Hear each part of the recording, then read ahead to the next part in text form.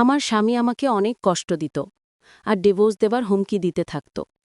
আর একদিন আমার স্বামী আমায় ডিভোর্স দিয়ে দিল। তারপর আমি আমার শ্বশুরকে বিয়ে করে সমস্ত সম্পত্তি আমার নামে করে নিলাম।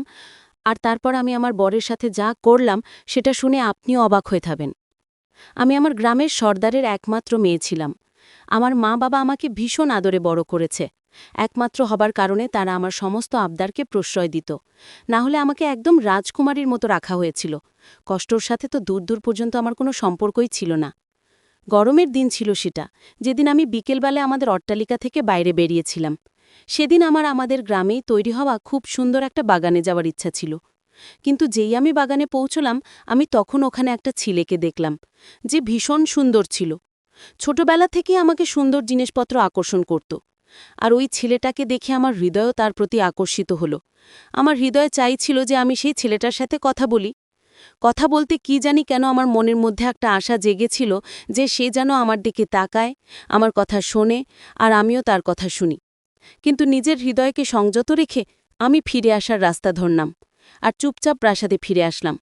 আমি প্রাসাদে আসার পর মনে হচ্ছিল যে আমার মনের মধ্যে একটা অস্বস্তি ভাব তৈরি হয়েছে। দুদিন এভাবেই অস্বস্তির মধ্যেই কাটল। এদিক ওদিক মন দেবার অনেক চেষ্টা করলাম, কিন্তু যখন সব দিক দিয়ে আমি হেরে গেলাম, তখন আমার হৃদয় চঞ্চল হয়ে উঠল। আর তারপর আমি আবার ওই বাগানে গেলাম। কিন্তু এবার আমাকে মন খারাপের মুখোমুখি হতে হলো, কেননা সেখানে সেদিন কেউ ছিল না। আমি মন খারাপ করে ফিরছিলাম, আর তারপর অনেক দিন পর্যন্ত আমি উদাস হয়েছিলাম। আমি অনেক সাহস করলাম আর বাগানে গেলাম, কিন্তু এবারও সেখানে কেউ ছিল না। ওখানে সেই ছেলেটির কোনো নামচিহ্ন পর্যন্ত ছিল না। এবার আমি রেগে গেলাম, আর আমি বুঝতেই পারলাম না যে কখন সেই ছেলেটা আমার জেদে পরিণত হলো। ছোট থেকেই আমি আমার জেদ পুরো করার ব্যাপারে শৌখিন ছিলাম। পরিস্থিতি যেরকমই হোক না কেন, আমি যে ব্যাপারে জেদ করতাম সেটা পুরো করেই ছাড়তাম। এবার তো এটা আমার জীবনের ব্যাপার হয়ে গিয়েছিল। এজন্য আমি সিদ্ধান্ত নিয়েছিলাম যে আমি যদি বিয়ে করি, তবে এই ছেলেটিকেই করব। সেই সময় তো আমি শুধু তাকে দেখেছিলাম। বাড়িতে এসে আমি আমার মায়ের সাথে এ ব্যাপারে কথা বললাম। ছেলেটির ব্যাপারে মা খোঁজ নেবে, আমাকে মা সেটা জানালো। কিছুদিনই কেটে যাওয়ার পরে আমার মা সেই ছেলেটির ব্যাপারে সবকিছু খোঁজ পেল। ছেলেটিও জায়গিরদারের ছেলে। ওরা আমাদের গ্রামেরই লোক ছিল। এই কারণে আমাদের দুজনের তাড়াতাড়ি বিয়ে হয়ে গেল। আমাদের বিয়ে হয়েছিল কিছুদিন মাত্রই হবে। একদিন হঠাৎ আমার বর নেশার ঘোরে চুর হয়ে বাড়ি ফিরল। তাকে নেশার ঘোরে টলতে দেখে আমি অবাক হয়ে গেলাম। আমি তো তাকে একজন ভালো সৎ মানুষ ভেবে বিয়ে করেছিলাম, কিন্তু সে তো একটা বাজে লোক প্রমাণিত হলো। নিজের ভাগ্যের উপর আমার কান্না আসলো, কেননা এই জীবনটা আমি আমার মা বাবার বিরুদ্ধে গিয়ে নিজে নির্বাচন করেছিলাম। আমি তাকে খুব কষ্ট করে সাহারা দিয়ে ঘরের মধ্যে নিয়ে আসলাম। ঘরের মধ্যে আসতেই সে বিছানার ওপর বসে গেল। আর তখন আমার বরের প্রতি আমার রাগ হতে লাগল। সে তো ঘুমিয়ে পড়ল, কিন্তু আমার ঘুম সে নষ্ট করে দিয়েছিল। আমি বুঝতে পারছিলাম না যে কি করব। সোফাতেই শুয়ে পড়লাম আর সকালে তার সাথে কথা বলবো বলে ভাবলাম। ঘুম তো চোখে ছিলই না, তাই পুরো রাত আমি জেগে রইলাম। পরের দিন সকালবেলা আমার বর ঘুম থেকে ওঠার পর আমি তাকে জিজ্ঞাসা করলাম, রাত্রিবেলা নেশা করে ঘরে আসতে তোমার লজ্জা করল না? তখন সে সম্পূর্ণভাবে উল্টে গেল আর বলল যে সে কোনো নেশাই করেনি। তার মিথ্যে কথায় আমি অবাক হয়ে গেলাম। তার এরকম মিথ্যে কথা বলার কি প্রয়োজন পড়ল? আমি বললাম, আপনার লজ্জা করে না মিথ্যে কথা বলতে? আমি নিজে জিজ্ঞাসা করলাম, রাত্রিবেলা নেশা করে ঘরে আসতে তোমার লজ্জা করল না? আমি নিজে দেখেছিলাম তোমাকে নেশার অবস্থা, আর আমি নিজেই তোমাকে ঘর পর্যন্ত নিয়েও আসলাম। তাহলে তুমি মিথ্যে কি করে বলতে পারো? তখন সে আবার বলল যে আমি কোনো নেশাই করিনি। বেশি কথা বলো না, আমার মাথা যন্ত্রণা করছে, আমাকে কোনো ওষুধ এনে দাও। ঘরের কথা শুনে আমার রাগ তো প্রচুর হলো, কিন্তু আপাতত বরের কথা না শুনে আমার অন্য কোনো রাস্তাও ছিল না। এই কারণে আমি তার জন্য লেবুর জল বানিয়ে নিয়ে আসলাম। কেননা সে মিথ্যে বলছিল, কিন্তু বাস্তব সত্যি তো এটাই যে সে রাত্রিবেলা নেশা করেই টলতে টলতে ঘরে এসেছিল। আমি তাকে যখন লেবুর শরবত দিলাম, সে তা পান করল এবং বলল তার এখন খিদে পেয়েছে। আমাকে তার কথা শুনতে হলো এবং আমি তার জন্য খাবার আনতে চলে গেলাম। খাবার খেয়ে সে ঘুমিয়ে পড়ল। এদিকে আমার তো খিদে ঘুম কিছুই হচ্ছিল না। সারা দিন সে ঘুমালো। সন্ধেবেলা ঘুম থেকে উঠেই রেডি হয়ে গেল। সে অন্য দিনের তুলনায় একটু বেশিই সাজগোজ করল। আমি তাকে জিজ্ঞাসা করলাম, কোথায় যাচ্ছ? সে উত্তর করল, তুমি শুধু নিজের কাজ করো, বিনা কারণে আমাকে প্রশ্ন জিজ্ঞেস করো, কিরকম বউ আমার পছন্দ নয়। তার কথা শুনে আমি অবাক হয়ে গেলাম। আমি যদি জিজ্ঞাসা করেই থাকি তার মধ্যে ভুল কি আছে? আমি তাকে আবার যখন জিজ্ঞাসা করলাম, যে কথাটা সে বলল তাতে আমার পা কেঁপে উঠল। আমি কাঁপতে শুরু করে দিলাম। যখন কিনা সে নিজের কথা শেষ করে তৈরি হয়ে সেখান থেকে চলে গিয়েছিল। না জানি কতদিন পর্যন্ত আমি তার কথায় বিশ্বাস করার চেষ্টা করছিলাম। সে আমাকে বিনা কারণে ডিভোর্স দেবার হুমকি দিয়েছিল। আমি অবাক হয়ে গিয়েছিলাম যে তার হয়েছেটা কি? সে কেন এই সামান্য কথায় আমাকে ডিভোর্স দেবার কথা ভাবতে পারল? নেশা সে করত, ভুল সে করত, আর নিজের ভুল স্বীকার করার বদলে সে উল্টে আমার ওপর চিৎকার করতে লাগলো। আমি থেকে থেকে নিজের সিদ্ধান্তের জন্য কান্না করতে শুরু করে দিয়েছিলাম। যদি আমি আমার মা বাবার কথা শুনতাম আর তার মতো নেশাখোর মানুষকে বিয়ে করার জন্য জেদ না করতাম, তাহলে আজ আমার জীবন নিশ্চিতভাবেই ভালো হতো। কাঁদতে কাঁদতে কখন ঘুমের মধ্যে আমার চোখ বন্ধ হয়ে গেল আমি বুঝতেও পারিনি। প্রথমত আমি আগের দিন থেকেই ক্ষুধার্ত ছিলাম, আর তার উপর আমি ঘুমাতেও পারিনি। এরই মধ্যে আমি সবেমাত্র ঘুমে চোখ বন্ধ করেছি, সেই সময় ঘরের মধ্যে হওয়া চিৎকারে আমার ঘুম ভেঙে গেল। আমি অনেক কষ্টে ঘুম চোখ খুলে দেখলাম আমার বর নেশার ঘোরে টলতে টলতে কোনো একটা জিনিসে ধাক্কা খেয়ে অনেক কষ্ট করে ঘরের মধ্যে এসে পৌঁছলো। তাকে দেখে আমি রেগে গেলাম। আজ আমি তাকে সাহারা দেবার চেষ্টা একদমই করলাম না, বরং সে নিজেই ঠক্কর খেয়ে জিনিসপত্র ভাঙতে ভাঙতে নিজের বিছানা অবধি পৌঁছলো। আমি প্রথমেই সোফায় আমার বিছানা পেতে নিয়েছিলাম, কেননা এবার ওই মানুষটার সঙ্গে থাকা আমার পক্ষে আর সম্ভব হচ্ছিল না। সে নিজেই যেমন তেমন করে বিছানায় পড়ে গেল। আর তারপর আমিও সবকিছু ভুলে ঘুমানোর চেষ্টা করতে লাগলাম, কেননা আমার মাথা যন্ত্রণায় ফেটে যাচ্ছিল। সকালে যখন আমি উঠলাম, আমার বর ঘরের মধ্যে ছিল না। এইটা দেখে আমি অবাক হয়ে গেলাম। কিন্তু যখন ঘড়ির দিকে তাকালাম, আমি যেন ঝটকা খেলাম, কেননা ঘড়িতে সময়ের 4টে বলছিল। আমি তখন হাত মুখ ধুলাম আর ঘরের বাইরে বেরিয়ে গেলাম। আমি বিশ্বাস করতেই পারছিলাম না যে কিভাবে এত দেরি পর্যন্ত আমি ঘুমাতে পারি। কিন্তু পরের দিন আমার শ্বশুর গ্রাম থেকে শহরে আসলেন। তিনি আমার ফুলে যাওয়া চোখ দেখে আমার জিজ্ঞাসা করলেন আমার শরীর ঠিক আছে কিনা, বা এত দেরি পর্যন্ত আমি কেন ঘুমিয়েছিলাম। আমার কাছে তার প্রশ্নের কোনো জবাব ছিল না, কেননা আমি নিজেই অবাক হয়ে গিয়েছিলাম যে আমি এত দেরি অবধি কিভাবে ঘুমোতে পারি। আমি শ্বশুরকে কোনো উত্তর দিলাম না, আর খাবার নিতে ঘরে চলে গেলাম, কেননা আমার ভীষণ খিদে পেয়েছিল। আর খাবার খাওয়ার পর নিজের ভাগ্যের ওপর কাঁদা ছাড়া আর আমার কোনো কাজ ছিল না। রাতে যখন বর পুরোপুরি সজ্ঞানে বাড়ি ফিরল, আমি তাকে দেখে অবাক হয়ে গেলাম যে সে আজকে তো নেশা করে আসলো না। কিন্তু আমি তাকে কিছু জিজ্ঞাসা করা বা কথা বলা জরুরি মনে করিনি। রাতের 12টা বেজে গিয়েছিল, এজন্য আমি আরাম করে সোফায় শুয়ে পড়লাম। কিন্তু সেও আমার সাথে কোনো রকম কথা বলল না। আমি অবাক নিশ্চয়ই ছিলাম, কিন্তু বুঝতে পারছিলাম না যে আসলে হচ্ছেটা কি। পরের দিন আমি যখন সকালে উঠলাম, বর আমাকে বলল, আজ রাতে জিনিসপত্র রেডি রাখবে, কোথাও যাওয়ার আছে। আমি অবাক হয়ে গেলাম যে ও আমাকে কোথায় নিয়ে যাচ্ছে। আমি বললাম যে আমি কোথাও যেতে চাই না। তখন সে বলতে লাগলো যে যেতে তোমাকে হবেই, তুমি যাবে তবেই আমি নিজের উদ্দেশ্যে সফল হতে পারবো। আমি অবাক হয়ে গেলাম যে সে কি বলছে। সে এই কথাটা বলে চলে গিয়েছিল। এদিকে আমি সারা দিন এটা ভাবতেই থাকলাম যে তার কথার মানে কি হতে পারে। যখন সে বাড়ি আসলো আমাকে বলতে লাগলো যে আমি জিনিসপত্র গুছিয়েছি কিনা। আমি অবাক হয়ে গেলাম যে সে আমাকে এত তাড়াতাড়ি কোথায় পাঠাতে চাইছে। যখন হঠাৎ করে আমার সামনে কিছু কাগজ ফেললো, আমি তো অবাক হয়ে দেখলাম। আর তারপর যখন সেটা খুললাম আর পড়লাম, তখন আমার পায়ের নিচে থেকে মাটি সরে গেল। আমার জন্য এটা বিশ্বাস করা ভীষণ কঠিন ছিল, কেননা আমার বর কিছু না জেনে বুঝেই আমাকে ডিভোর্স দিতে চাইল। এটা দেখে তো আমি অবাক হয়ে গেলাম, কারণ আমার এরকম কোনো ব্যাপারে বিশ্বাসই ছিল না। আমাকে আমার বর বাবার বাড়িতে পাঠিয়ে দিল। আমার মা বাবা যখন জানতে পারলো, তারাও চিন্তায় পড়ে গেল। কিন্তু কপালের লেখা কে মুছতে পারে। ঠিক এই সময়ই আমি সিদ্ধান্ত নিলাম যে এর প্রতিশোধ আমি নিয়ে ছাড়ব। ঠিক এই সময়ই আমার শ্বশুর আমার সাথে দেখা করতে আসতে চাইল, কিন্তু আমি তার সাথে দেখা করতে রাজি হইনি। কিছুদিন পরে আমি নিজেই শ্বশুরকে ফোন করে আমাদের বাড়িতে ডেকে নিলাম। সে তারপরের দিনই চলে আসলো। সে আমাকে জিজ্ঞাসা করলো যে কি হয়েছে, কি জন্য সে তোমাকে ডিভোর্স দিয়েছে। তখন আমি তাকে বললাম যে সে নেশা করত, তারপরেও আমি তার সঙ্গে থাকতাম। একদিন সে হঠাৎ আমার মুখে ডিভোর্সের কাগজ ছুঁড়ে মারল আর আমাকে এখানে পাঠিয়ে দিল। নিজের ভাগ্যের ওপর আমার কান্না পাচ্ছিল, কিন্তু শ্বশুরের পরের কথাগুলো শুনে আমার মাথার ওপর যেন পাহাড় ভেঙে পড়ল। আমার শ্বশুর বলতে লাগলো যে আমার ডিভোর্সের 2 দিন পরই সে দ্বিতীয় বিয়ে করে নিয়েছে। মেয়েটা যথেষ্ট মেজাজি, সেই ওকে নিজের প্রেমের জালে ফাঁসিয়েছে, আর এখন তো ওরা দুজনেই খুব খুশি খুশি আছে। এটা শুনে আমার চোখে জল এসে গেল। আমি আবেগে পড়ে একটা খুব ভয়ঙ্কর পদক্ষেপ নেওয়ার কথা ভেবে ফেললাম।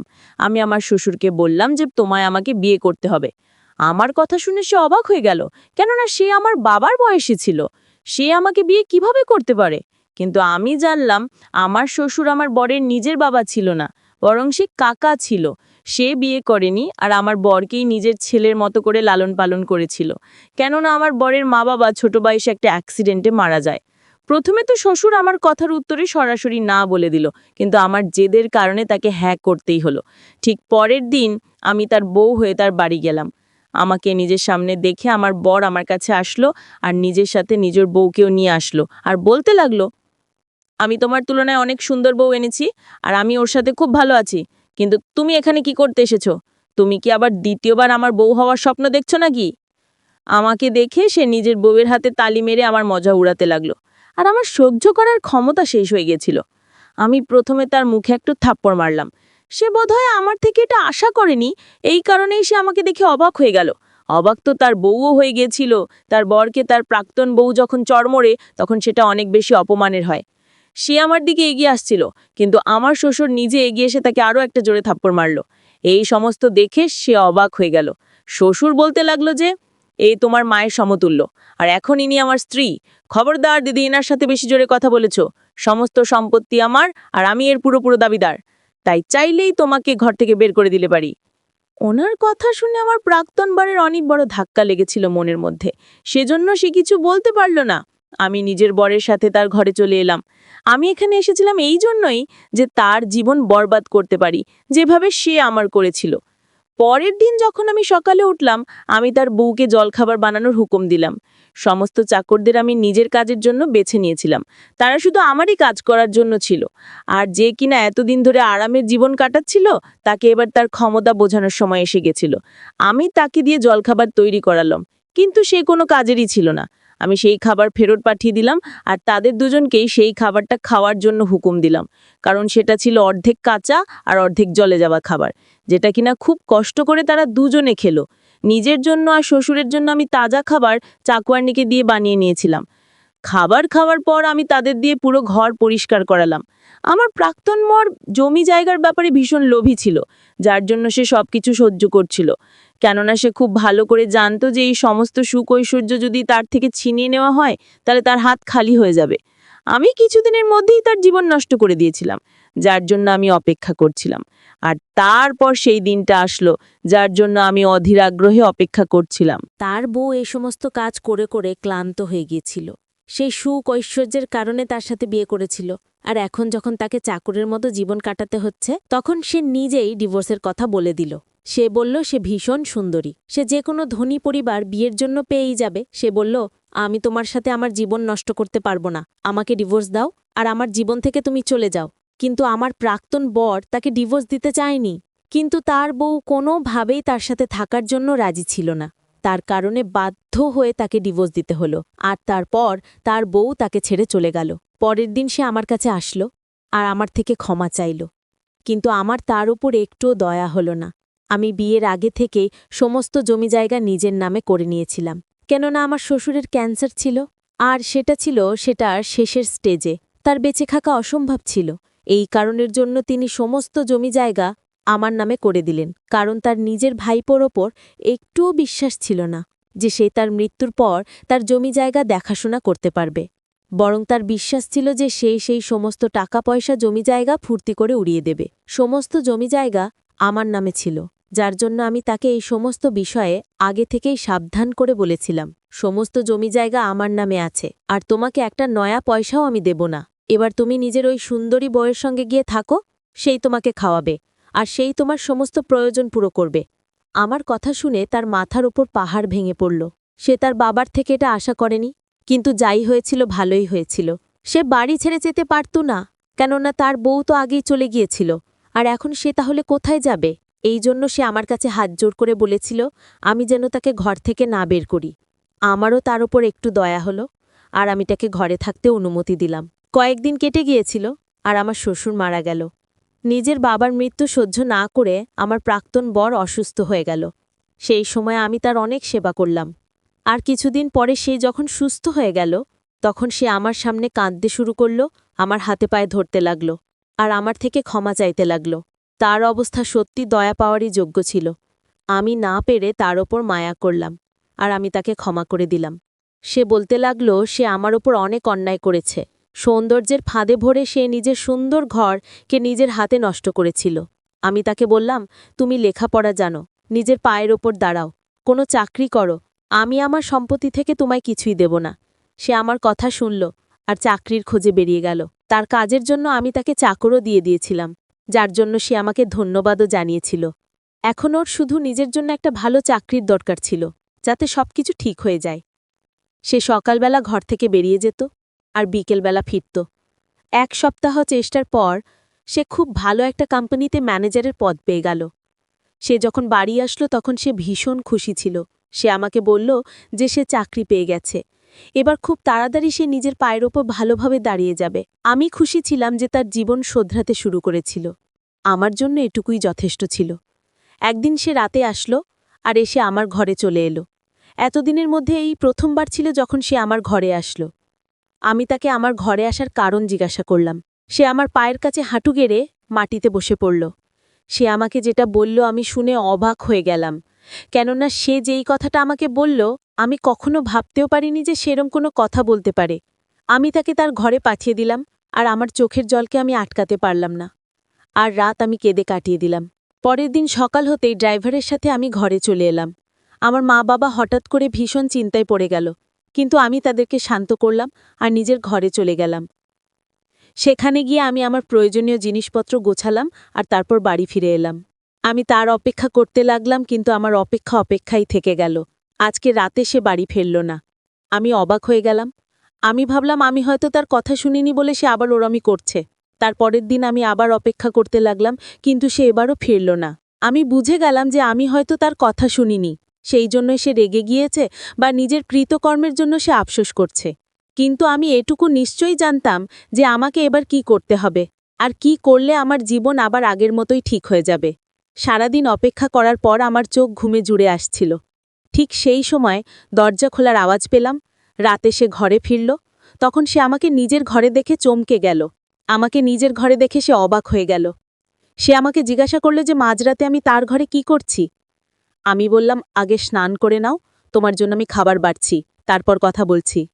সে মাথা নাড়িয়ে চলে গেল আর ফ্রেশ হয়ে আসার পর আমি তাকে খাবার খেতে দিলাম। খাবার খাবার পর বাসনগুলো জড়ো করে আমি নিজের ঘরে চলে এলাম আর তার সামনে 2টো ফাইল রাখলাম। সেগুলো দেখে সে দ্বন্দ্বে পড়ে গেল, কিন্তু যখন সে ফাইলগুলো তুলল তো ফাইলে থাকা কাগজ দেখে সেই শব্দগুলো পড়ে তার পায়ের তলা থেকে জমি চলে যাওয়ার মতো অবস্থা হলো।